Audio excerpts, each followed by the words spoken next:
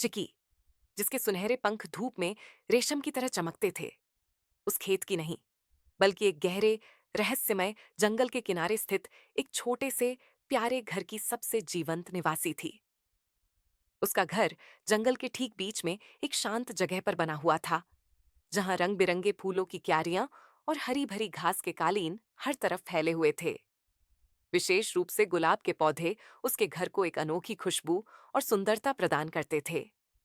चिकी की छोटी सी दुनिया जिज्ञासा और खुशी से भरी रहती थी। एक दोपहर, जब सूरज की सुनहरी किरणें पेड़ों के पत्तों से छनकर जमीन पर नाच रही थीं, चिक्की ने एक ऐसा चूजा देखा जो किसी सपने से उतरा था। वह जंगल के एक अपेक्षाकृत खुले हिस्से में घूम रहा था। उसके पंख बर्फ की तरह सफेद थे और उसकी आंखों में ऐसी चमक थी जैसे दो रोशन सितारे हों। उसका नाम चिन्नू था। वह खेत से भटककर इस जंगल में आ गया था। चिकी की छोटी सी दुनिया में जैसे एक बिजली सी कौंध गई। वह एक अनजानी आकर्षण महसूस कर रही थी, जिसने उसे चिन्नू की ओर खींचा। चिन्नू भी उसी तरह मुग्ध दिखाई दे रहा था। उनकी पहली मुलाकात एक खामोश वादे की तरह थी, एक ऐसा बंधन जो समय के साथ साथ मजबूत होता गया। चिकी ने उसे अपने प्यारे घर की ओर बुलाया, जहां गुलाबों की खुशबू और जंगल की शांत हवा ने उनका स्वागत किया। उनके दिन हंसी और शरारतों से भरे होते। वे एक साथ दाना चुगते, गुलाब के पौधों के बीच खेलते और शाम को एक दूसरे के पंखों में पनाह लेते, जैसे एक दूसरे के बिना उनकी कोई मंजिल न हो। ये दोस्ती धीरे धीरे एक ऐसे जज्बे में बदल गई जिसकी गर्मी ने चिक्की के वजूद को रोशन कर दिया।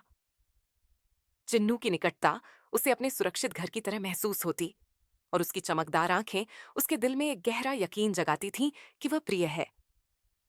लेकिन चिन्नू अपनी आकर्षक बाहरी सूरत के पीछे एक बेचैन आत्मा रखता था। यद्यपि वह चिकी के प्यारे घर और उसके प्यार में खुश था, लेकिन वह अक्सर जंगल की सीमाओं से परे, दूर क्षितिज की ओर खोया खोया सा देखता रहता। उसकी आंखों में अनदेखी दुनियाओं की एक उदास चमक थी। चिक्की उसके सपनों को सुनती, उसकी बातों में खो जाती, लेकिन उसके दिल में एक डर भी पलता रहता कि कहीं ये सपने उसे उससे दूर न कर दें। वह चाहती थी कि चिन्नू हमेशा उसके साथ रहे, इस जंगल में जहां उनकी मोहब्बत ने जन्म लिया था। एक अंधेरी और बादलों से घिरी सुबह चिकी नींद से जागी तो चिन्नू उसके पास नहीं था। उसकी जगह एक बेतरतीब सा नोट पड़ा था, जिस पर सिर्फ दो दुखद शब्द लिखे थे। मुझे जाना है। एक ऐसी पुकार है जिसे मैं रद्द नहीं कर सकता। कोई स्पष्टीकरण नहीं था, कोई अलविदा नहीं, और न ही वापस आने का कोई वादा। सिर्फ एक ठंडी खाली जगह थी जहां कल रात तक चिन्नू की गर्मी मौजूद थी। चिकी के छोटे से दिल पर एक कयामत टूट पड़ी। उसका प्यारा घर, जो कभी खुशियों का केंद्र था, अब एक बेरंग वीराने में बदल गया।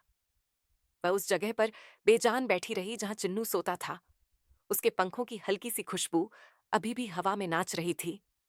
गुलाबों की मीठी महक भी अब उसे उदास कर रही थी। हर पत्ती उस असीम प्यार का विलाप थी जो उसने महसूस किया था। दिन एक दर्दनाक धीमी गति से गुजरते गए। हफ्ते महीनों में बदल गए। चिकी ने अपने घर के कामों में शरण लेने की कोशिश की, लेकिन चिन्नू की याद जंगल के गीत की तरह उसके दिल में गूंजती रहती। हर सूर्योदय एक नई तन्हाई लेकर आता और रात की खामोशी उसके कानों में चिन्नू की अनुपस्थिति की चीख बन जाती। जंगल, जो कभी उनकी मोहब्बत का गवाह था, अब उसकी जुदाई का शोक मना रहा था। जंगल के दूसरे पक्षी और जानवर अपनी साधारण जिंदगियों में मग्न चिकी की चुप्पी और उदासी को महसूस करते थे। उन्होंने उसे सांत्वना देने की कोशिश की, लेकिन उनके शब्द उस गहरे घाव तक नहीं पहुंच पाए जो चिन्नू के जाने से उसके दिल पर लगा था।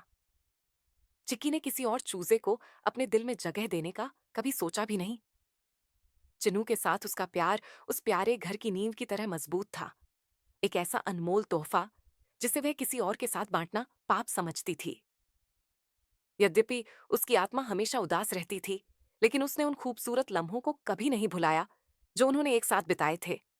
वह जानती थी कि उनका प्यार सच्चा था, एक